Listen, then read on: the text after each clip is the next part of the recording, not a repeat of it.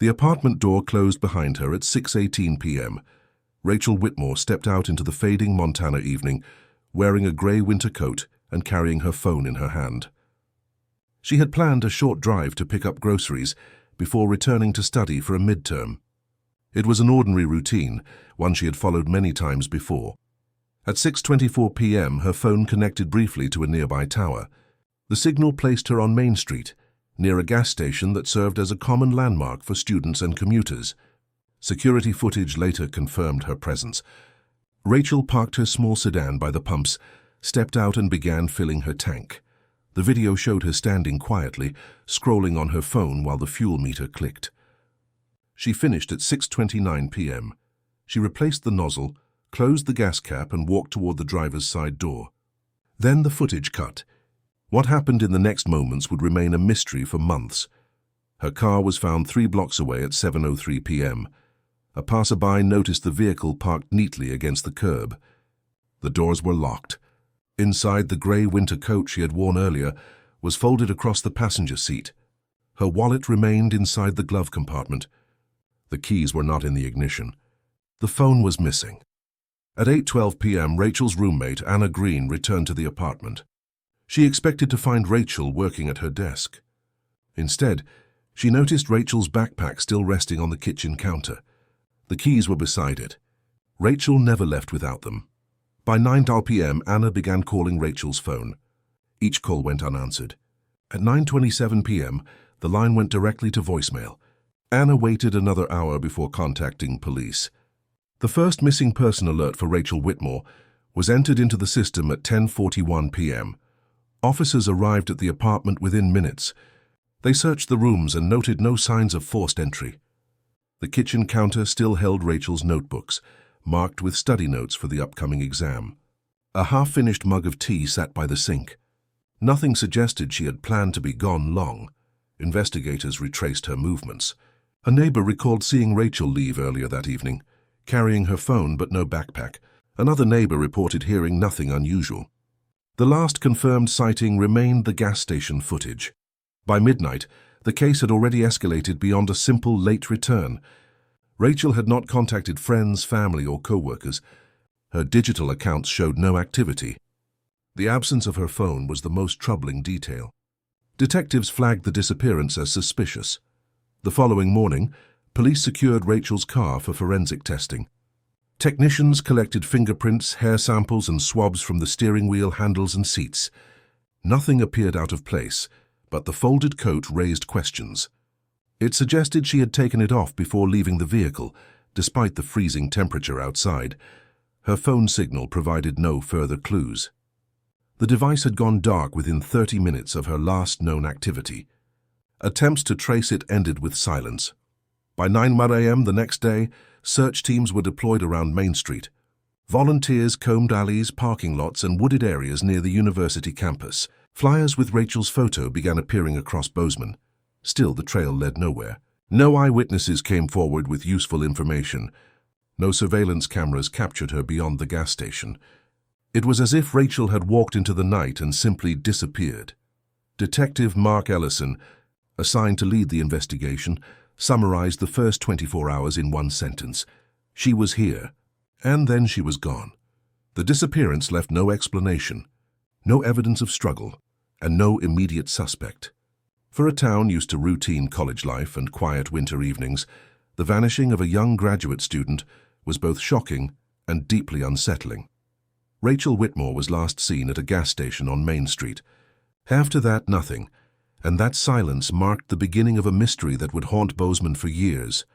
Rachel Whitmore was 26 years old. She was a graduate student at Montana State University, focused on environmental science. Friends described her as careful, disciplined, and deeply invested in her studies. She had chosen Bozeman because of its proximity to natural landscapes and research opportunities, but she had quickly adapted to the rhythm of a university town. Rachel rented a small apartment near campus. She shared the space with Anna Green, a fellow student. The arrangement was practical and affordable, but it also provided Rachel with companionship during long study nights. She was known to spend hours at her desk, organizing research data or drafting essays. She worked part-time at a local bookstore on weekends. The job gave her modest income and access to the community outside the university. Customers remembered her as polite, soft-spoken, and always attentive. She often kept to herself, but she left an impression of quiet determination. Rachel came from Missoula, where her parents still lived. She had a younger brother, Daniel, who was completing his undergraduate degree. The siblings maintained close contact, speaking often over text and phone calls. Rachel visited home when she could, but most of her energy was directed toward her graduate program. She lived cautiously. She kept a consistent routine, walking the same routes to class, shopping at the same stores, and limiting her social circle to a small group of friends. There were no indications of risk-taking behavior. She was responsible with her schedule, clear with her plans, and generally predictable. Her professors considered her reliable. She submitted assignments on time and frequently engaged in research discussions. Rachel was preparing for a midterm when she vanished. Her notes left behind in the apartment showed detailed outlines and highlighted texts. Nothing suggested distraction or personal turmoil. Friends later admitted that Rachel was not someone who sought attention. She blended into the background of campus life, rarely involved in conflicts or drama. Her disappearance struck them as unnatural, precisely because of that consistency. Rachel Whitmore was not careless. She was not reckless. She was steady, organized, and deliberate. For someone like her to vanish on an ordinary night left investigators with a troubling question. If it could happen to Rachel, it could happen to anyone. That uncertainty turned her absence into something larger than one missing person. It became a fracture in the sense of safety that Bozeman had quietly depended on for years. The last verified sighting of Rachel Whitmore was at 6:29 p.m. on February 17, 2021. Security footage placed her at the gas station on Main Street.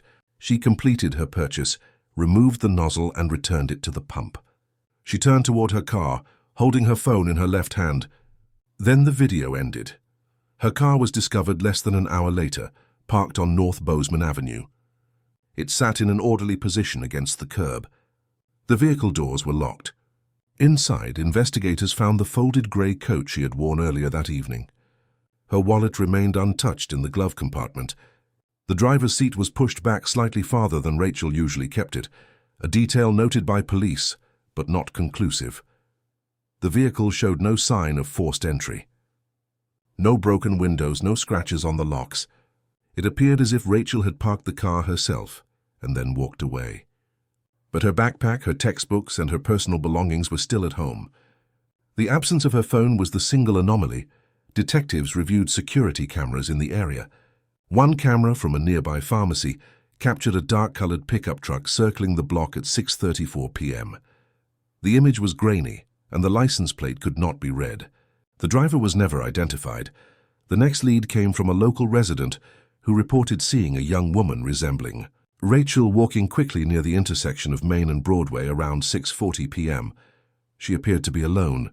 The witness described her as moving with purpose, but could not confirm her identity with certainty. Police established a perimeter and searched the surrounding streets. They looked into alleys, dumpsters, and back entrances to businesses. Dogs were brought in to track her scent from the car. The trail extended 2 blocks north before fading near a parking lot behind a hardware store. Beyond that point, there was nothing. Detectives examined her digital footprint. Her last phone activity occurred at 6:24 p.m. when she received a text message from a classmate. She never responded. Attempts to trace the device after 6:30 p.m. failed. At 6:57 p.m., the signal disconnected completely. The timeline grew tighter. Rachel left the gas station at 6:29 p.m. Her car was found parked within the next 30 minutes. By 7 p.m., her phone was offline. Within less than 40 minutes, she had disappeared without explanation. Forensics focused on the vehicle. Swabs were taken from the steering wheel, gear shift, and interior handles. Luminol testing revealed no traces of blood. Fibers collected from the driver's seat matched her coat. The passenger side showed no unusual activity. The rear seats were clean. The neat placement of the coat disturbed investigators. The temperature that evening was below freezing. Rachel would not have walked outside without it. The coat folded on the seat suggested she had removed it willingly or under pressure. It was the first sign that she may not have left the car on her own terms. Detectives questioned the gas station staff. The cashier remembered Rachel briefly, but reported no unusual behavior. No one recalled seeing another person approach her. Customers in line provided little information. No suspicious interactions were noted in the footage. Her disappearance developed into a pattern that did not fit typical missing person cases. There was no history of mental health issues, no evidence of voluntary flight, and no immediate threats in her personal life. The details suggested intervention by another party. As hours turned into days, investigators retraced her movements again and again. They examined every frame of surveillance, every phone log, every financial transaction. They pressed family and friends for information, but Rachel's life revealed no hidden conflicts or dangerous connections. It was the absence of evidence that spoke the loudest. No struggle in the car. No trace of her along the streets. No sign of robbery. Nothing stolen except her phone. By the end of the first week, the narrative was clear. Rachel had left her apartment for a short errand. She had gone to the gas station. Her car had been found nearby. Beyond that, every step dissolved into silence.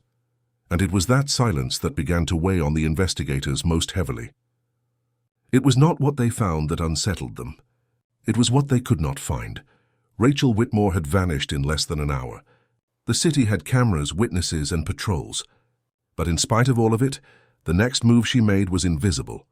The case was no longer a disappearance with simple answers. It was now the beginning of a criminal investigation.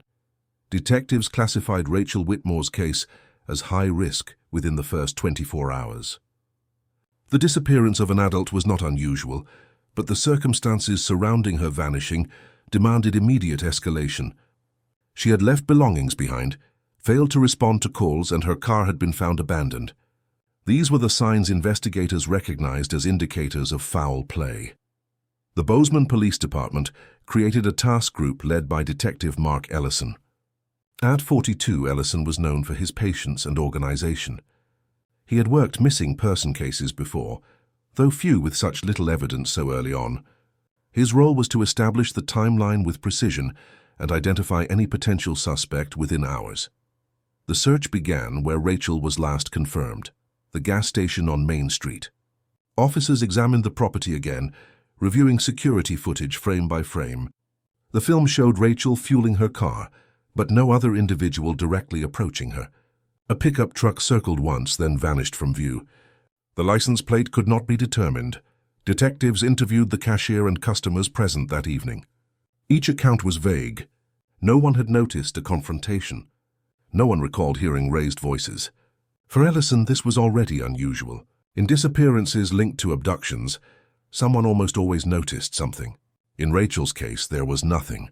From there, the focus shifted to Rachel's immediate circle. Detectives spoke to her roommate, Anna Green. She confirmed Rachel's routine, her character, and the discovery of her keys and backpack inside the apartment. Anna repeated that Rachel never left her belongings unattended. Rachel's family was next. Her brother Daniel drove to Bozeman the following morning and gave a full statement.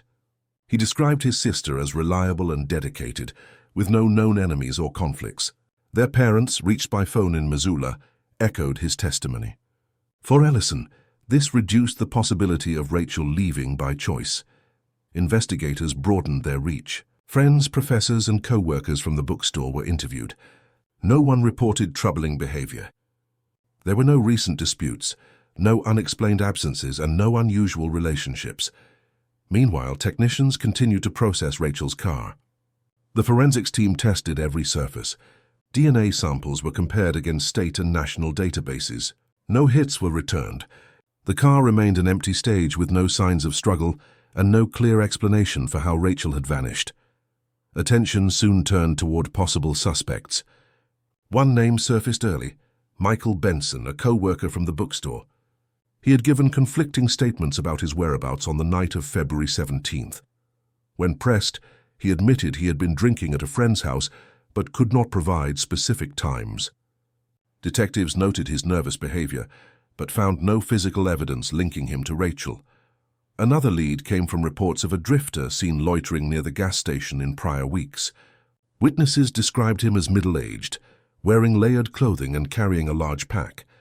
Patrol officers searched shelters and camps, but found no trace of him. Without a name or record, the lead dissolved.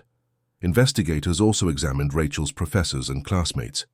A rumor spread online suggesting she had argued with an instructor over a research project. The claim proved unfounded. The professor in question confirmed Rachel's dedication and expressed shock at her disappearance.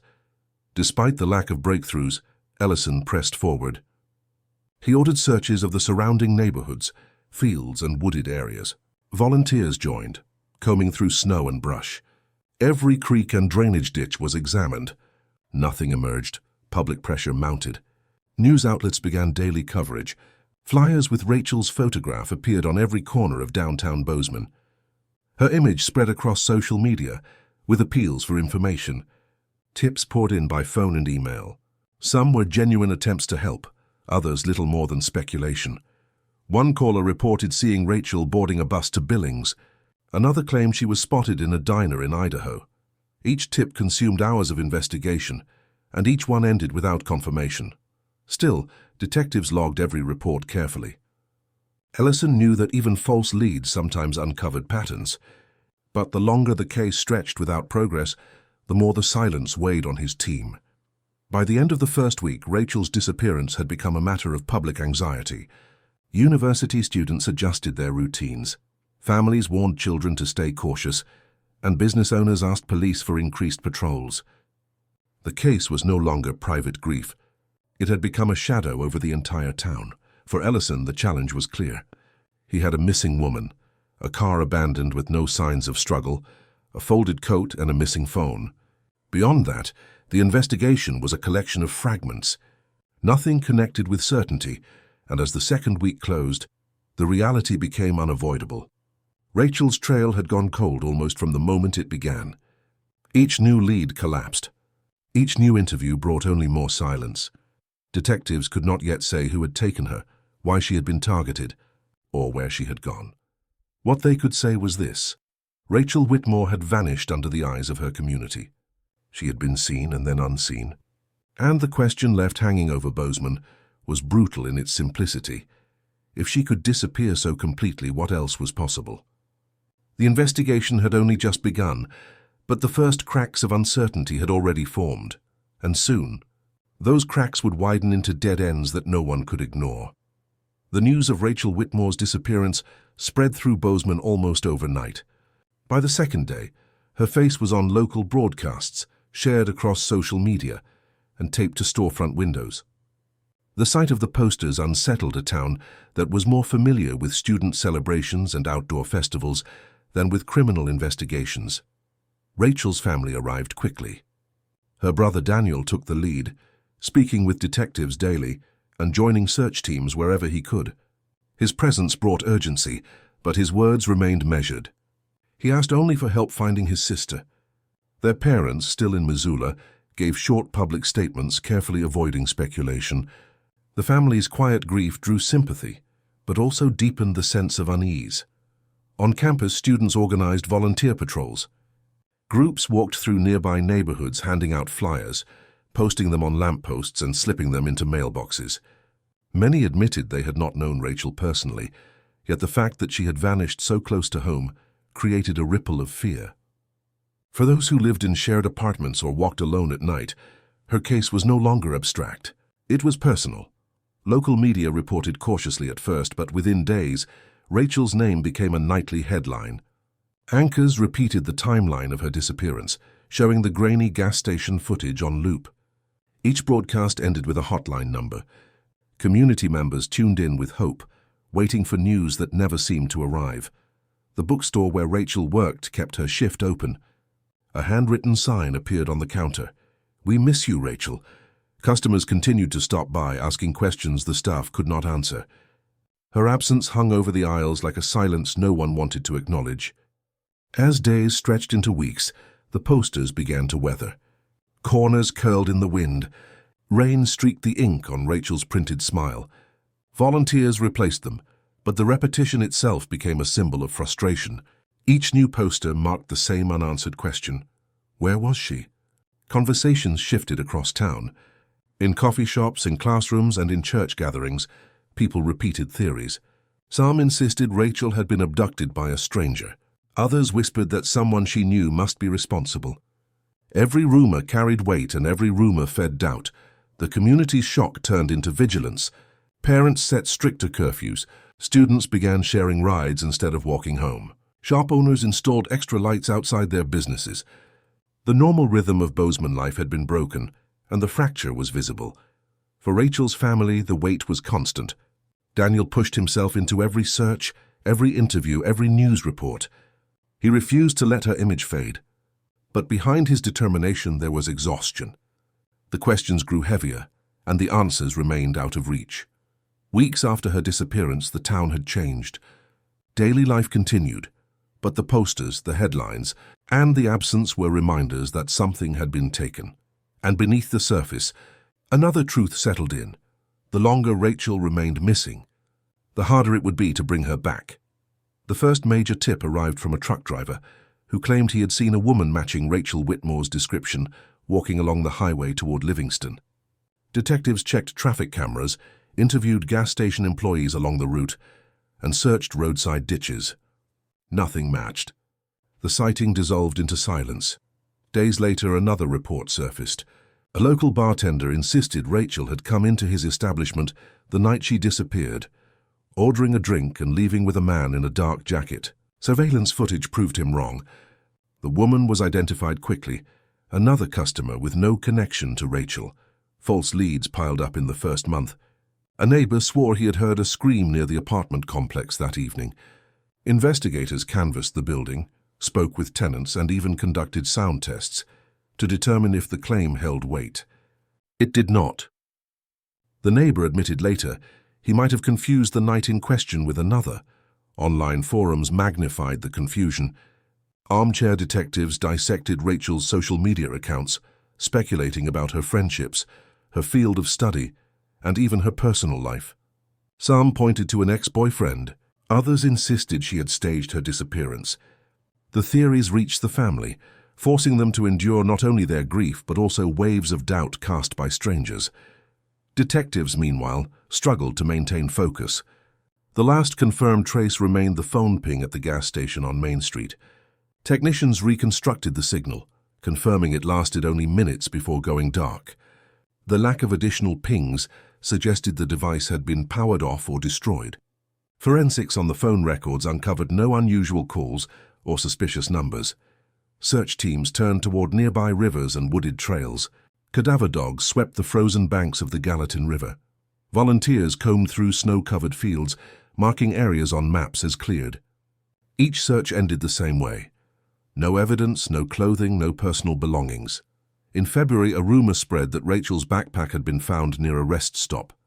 Detectives rushed to the scene, only to discover an unrelated bag discarded by a traveler. The false alarm highlighted the desperation of the search. Every object, every rumor, carried potential significance until proven otherwise. The pressure mounted. Reporters pressed detectives during weekly briefings, asking the same question: was there any sign of foul play? The official answer remained consistent. Nothing is ruled out. Nothing is confirmed. Inside the investigation, however, tensions grew. Some detectives believed Rachel had left willingly, pointing to the fact that her keys and backpack remained in the apartment. Others argued that the digital silence pointed towards something darker. The lack of consensus slowed decisions. By March, tips had slowed. Leads that once arrived daily dwindled to 1 or 2 a week. Many were repeats of earlier claims. The case began to stall, and with it, public confidence. Posters still hung in town, but fewer volunteers joined the searches. The story slipped lower in the news cycle. Detectives returned to the gas station footage, reviewing it frame by frame. They identified several vehicles entering the lot around the time Rachel's phone last pinged. Each driver was tracked down, interviewed, and cleared. One truck lingered as a question mark, but its license plate was too blurred to read. That single frame became a lingering point of frustration. For Rachel's family, the quiet was unbearable. Daniel continued pressing investigators, demanding updates, but often left briefings with no answers. The silence deepened the fear that the case was slipping into cold status. Community patience began to erode. Rumors shifted from hope to darker conclusions. In hushed conversations, people wondered if Rachel was already gone. And then, nearly 4 months after her disappearance, investigators received a call from a man claiming to have information about Rachel's fate. He spoke with confidence, offering details about a remote cabin and a woman being held there against her will. The lead sounded different. The information was precise, the description vivid. Detectives mobilized, convinced they had finally found the break they had been waiting for. What they discovered inside that cabin would take the investigation into an entirely new direction. The tip about the remote cabin reached detectives on a quiet Monday morning in April. The caller identified himself as a hunter who often moved through the backcountry. He claimed he had seen a woman inside a cabin near Big Sky who resembled the missing graduate student. She appeared pale, frightened, and was not allowed to come outside. For investigators who had spent months chasing false reports, the account felt different. The hunter described the woman's hair color, her clothing, and even the sound of her voice as she argued with a man outside the cabin. He provided a specific location marked on a trail he had used more than once. Unlike vague sightings on highways or in bars, this one was anchored to details that could be checked. Detectives gathered a team quickly. Plainclothes officers drove into the area, parking vehicles away from the trailhead to avoid attention. They hiked in silence, following the hunter's directions. The landscape was dense with trees, snow still packed along the edges of the trail. Hours passed before they reached the clearing. The cabin stood weathered and small, smoke rising from a crooked chimney. A truck was parked nearby, its license plate covered in mud. Investigators noted every detail. They approached carefully, listening for movement inside. When they knocked, a man answered the door. He was in his 40s, unshaven, and immediately hostile.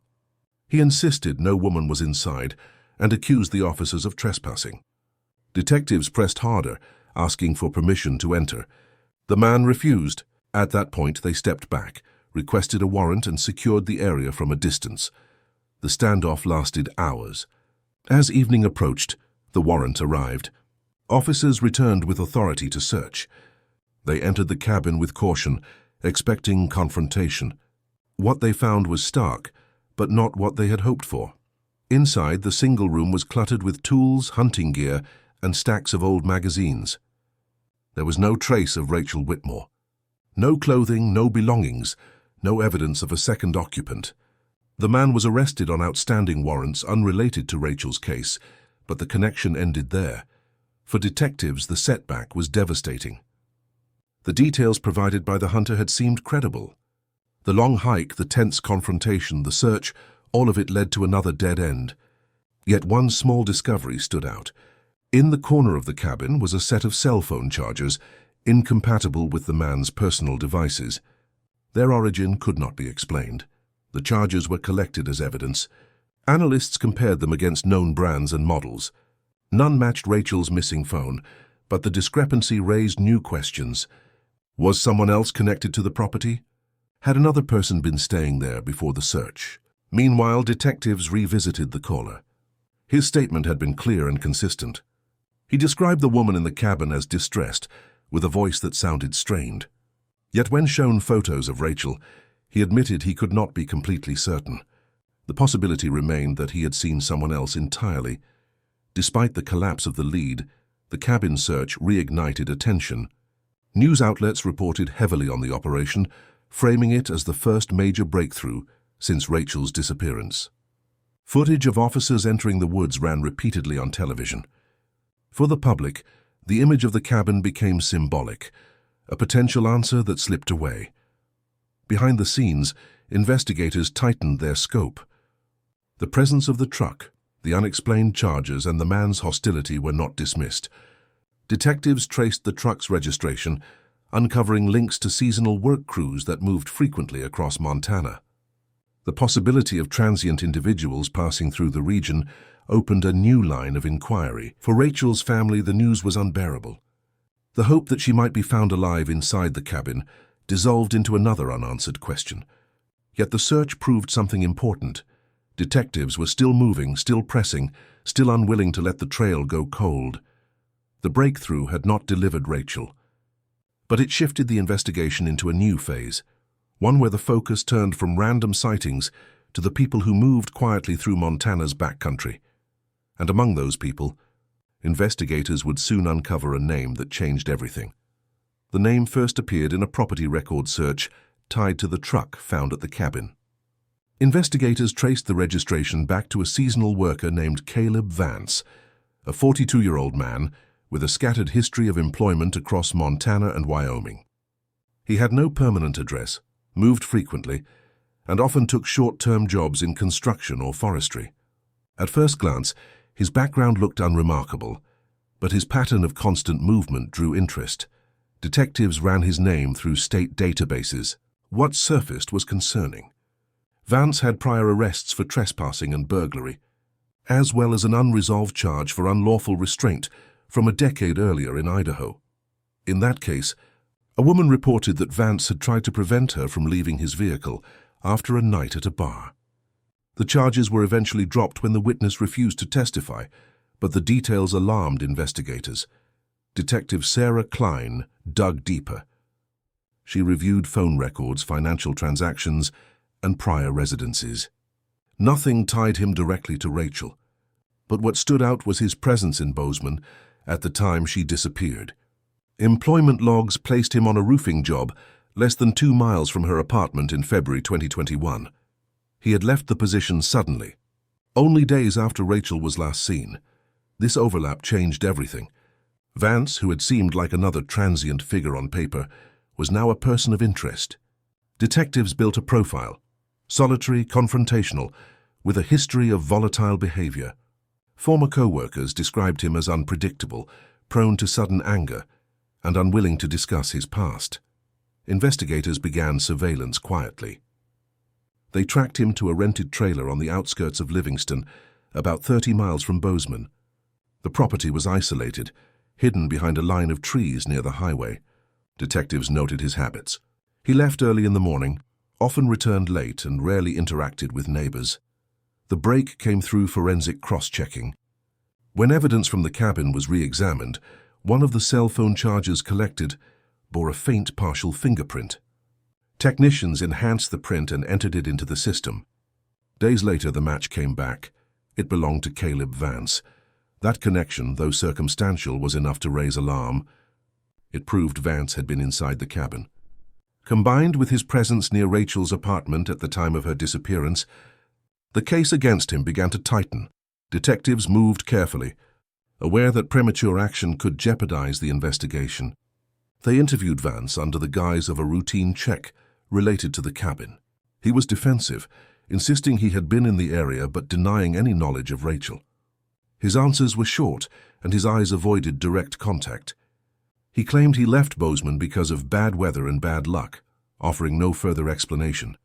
At the same time, detectives searched for any witness who might place Vance and Rachel in the same location. A gas station attendant recalled seeing a woman resembling Rachel arguing with a man near the pumps on the night she vanished. The description was vague, but when shown a lineup, the attendant hesitated and pointed toward Vance. It was not a definitive identification, but it aligned with the growing suspicion. The investigative team reviewed Rachel's digital trail once more. Her phone had last pinged near that same gas station. If she had encountered Vance there, the pieces could finally connect. Detective Klein compiled the evidence. Vance's sudden disappearance from work, his history of restraint, his fingerprint in the cabin, and the possibility that he was the man seen near Rachel. It was enough to elevate him from person of interest to prime suspect. Word spread quietly through the department. The name Caleb Vance became the focus of daily briefings. Each day, detectives added more fragments to the timeline, examining his movements, his employment records, and his past offenses. They discovered he had once lived in Idaho under a different alias, raising questions about what else he might be hiding. Despite the mounting suspicion, investigators lacked one crucial element: direct evidence tying him to Rachel herself. There was no body, no recovered belongings, and no forensic sample beyond the charger. The case remained fragile, but detectives were not willing to let it go. Surveillance was intensified. Vance was followed on his drives, his trailer monitored day and night. He seemed to notice at times, glancing over his shoulder, lingering at intersections and changing routes. His behavior only reinforced the sense that he was guarding something. For Rachel's family, the shift was not public, but they sensed movement. Detectives told them an individual was under close review. They withheld the name but promised the case was progressing. Hope returned, faint but real. By early summer, the investigation was no longer about whether Caleb Vance was connected. It was about proving it beyond doubt. Detectives prepared warrants, drafted plans, and coordinated with forensic analysts. The net was tightening. And yet one lingering question haunted the team. If Vance had taken Rachel, where was she now? That answer lay hidden in the shadows of Montana's vast wilderness, waiting for the moment when the truth could no longer stay buried. The interrogation room was quiet when Caleb Vance was brought inside. Detectives had spent weeks preparing. Surveillance had placed him near Rachel's last known location. Forensic results tied him to the remote cabin. The evidence was not yet enough for a conviction, but it was enough to pressure him into an interview. Detective Sarah Klein led the questioning. She began with neutral topics: his work history, his movements in February 2021. Vance gave clipped answers, repeating that he had nothing to hide. His arms were folded, his eyes fixed on the table. When detectives shifted to Rachel Whitmore's name, his demeanor changed. He claimed he had never met her. He said he did not know why police kept connecting him to her case. His voice rose as he insisted the investigation was a mistake. But his agitation only deepened suspicion. Detectives revealed the fingerprint on the charger. Vance froze. He leaned back, shook his head, and muttered that the item must have been planted. The denial sounded weak even to him. The silence stretched. Detectives pressed harder. They replayed the gas station footage, pointing out the man near the pumps whose build and clothing matched his. They reminded him of the gas station attendant who had identified him tentatively. Vance denied it again, but his hands began to tremble. The turning point came when detectives brought out Rachel's personal items. Her keys and backpack, left behind in her apartment, suggested she had never left willingly. They asked Vance directly if he was responsible for her disappearance. For the first time, he hesitated. The pause was small, but it broke the rhythm. Investigators leaned into it. They told him the family deserved the truth, that the search would not stop until Rachel was found. They warned him that silence would only worsen the outcome. Hours passed. Vance shifted between anger and silence. He demanded breaks, then returned, more worn each time. Finally, his shoulders sagged. He spoke quietly, almost to himself. He admitted he had seen Rachel the night she disappeared. At first, the confession came in fragments. He claimed it was a chance encounter at the gas station. He said they argued after he offered her a ride and she refused. He insisted it was never planned. But under continued questioning, the truth expanded. Vance described following Rachel after she left the station. He admitted confronting her near her apartment. He said he grabbed her, forced her into his vehicle, and drove toward the backcountry. His voice broke as he said the words. He tried to insist he never meant for it to go that far, but the detail was clear. He had taken her against her will. Detectives asked what happened next. Vance stared at the wall for a long time. He admitted Rachel resisted, that she tried to escape, that in the struggle he struck her. He said she never regained consciousness. He claimed he panicked, drove to an isolated area, and left her there. The room was silent after the statement. Detectives recorded every word, marking the moment when months of uncertainty turned into grim certainty. The confession did not bring closure. It did not answer every question. Rachel's exact final resting place remained unknown, and Vance's account shifted under pressure. But for the first time, investigators had a directed mission. The case was no longer about theories or suspicion. It was about justice, and with his confession, Caleb Vance set the stage for the arrest that would shake the Montana town to its core. The arrest took place before dawn on a cool September morning. Detectives had coordinated with local deputies, surrounding the trailer where Caleb Vance had been living. Officers moved silently, headlights off, waiting for the signal. When it came, they advanced quickly, weapons ready but restrained. Vance was pulled from the doorway within seconds. He offered little resistance, only shouting that the police had twisted his words. His voice carried across the lot, drawing a small group of neighbors who watched from behind fences.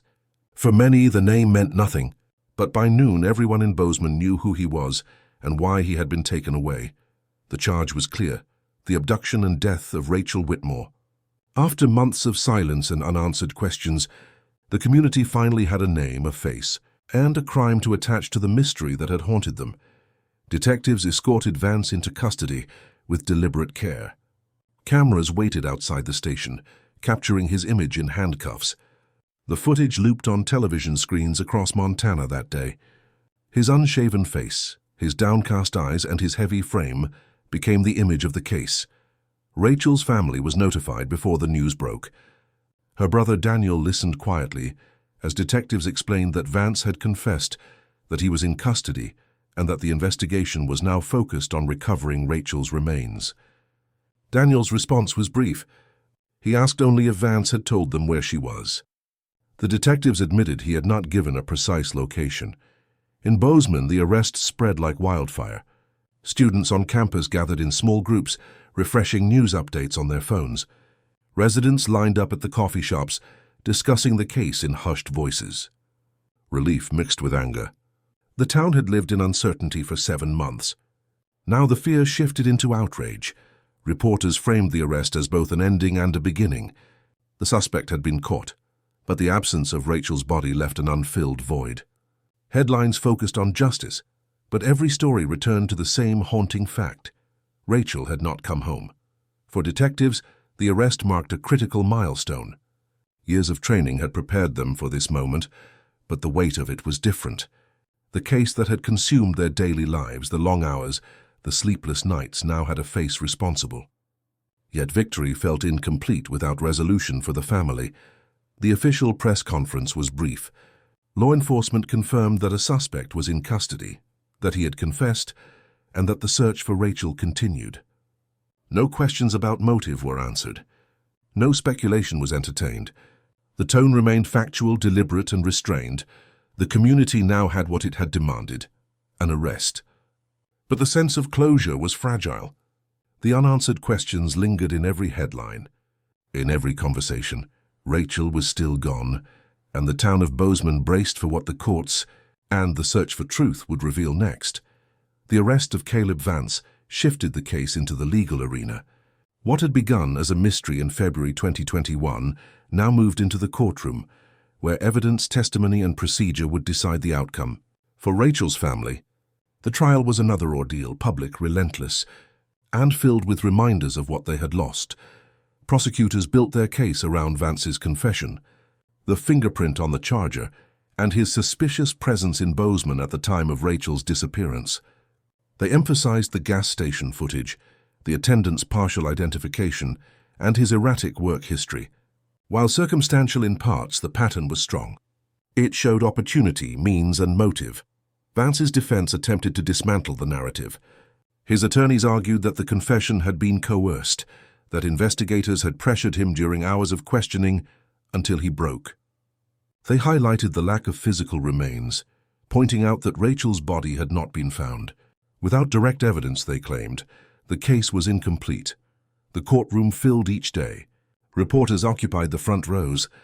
Community members who had followed the story for months attended quietly, listening as prosecutors described the timeline in measured tones. For Rachel's family, the process was painful.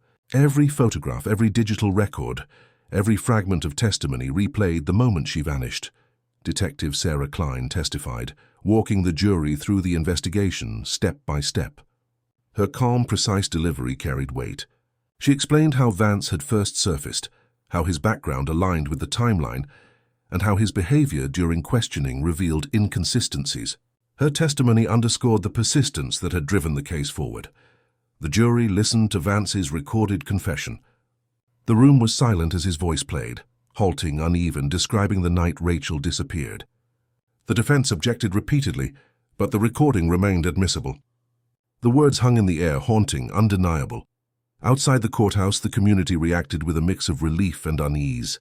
For many, seeing Vance in the courtroom confirmed their fears.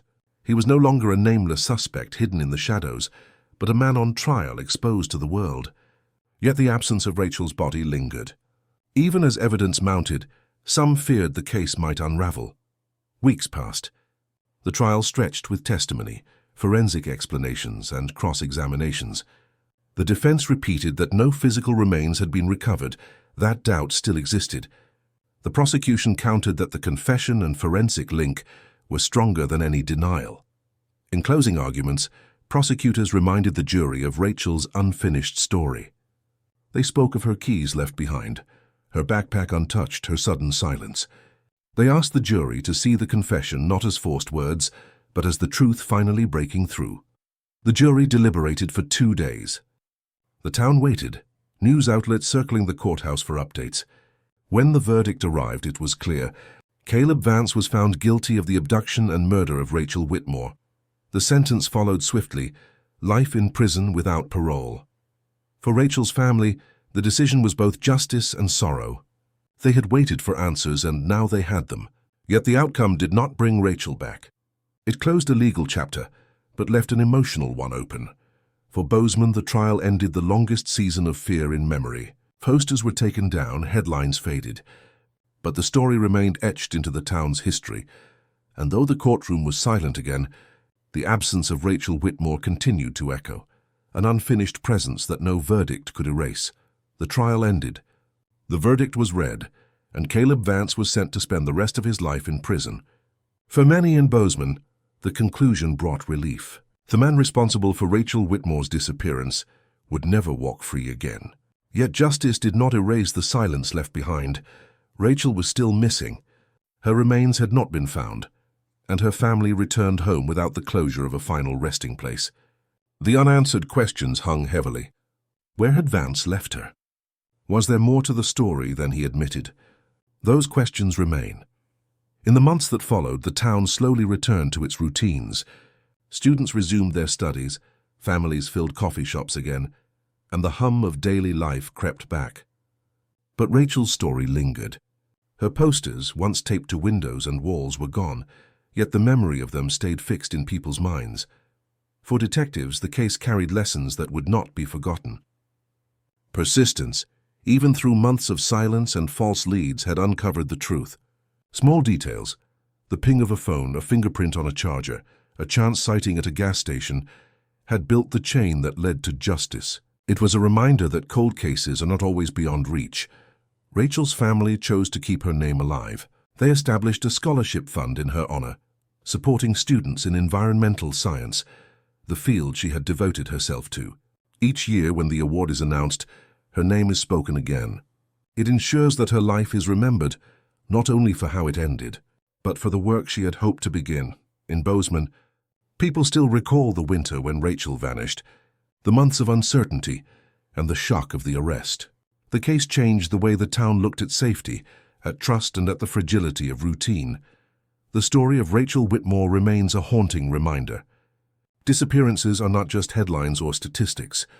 They are lives cut short, families altered forever, and communities forced to face the unthinkable. And though justice was served, the silence of what was never found continues to echo in Montana's mountains, a shadow that time cannot completely erase.